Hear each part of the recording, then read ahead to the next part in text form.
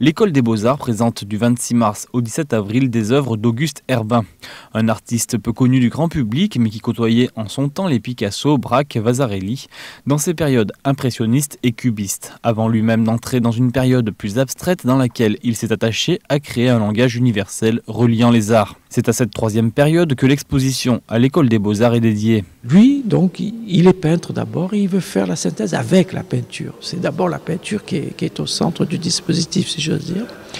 Et donc là, nous avons exposé cette période qui est l'alphabet. Il veut créer un langage universel pour tous, accessible à tous et pour tous, qui est basé sur trois éléments primaires, le carré, le cercle et le triangle.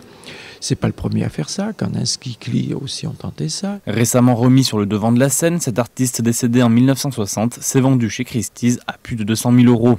Cette période dite de l'alphabet plastique se voit qualifiée de très moderne pour de nombreux experts. C'est un cryptage entre des rapports de forme et les couleurs, avec une grammaire colorée extrêmement fine, très nouvelle, qui lui permet d'obtenir des tons très lumineux, très voisins de Matisse, et très voisins aussi de ce qui se passe aujourd'hui dans la peinture des modernes, quand les jeunes emploient des couleurs spectrales ou des couleurs fluo, des choses comme ça. Pour découvrir complètement cet artiste français, une conférence aura lieu mardi 30 avril prochain à Carré d'Art à 18h30. Enfin, du 8 avril au 25 avril, les étudiants de l'École des Beaux-Arts présenteront sur le mur Foster de Carré d'Art leurs travaux inspirés du thème couleurs, systèmes et codes.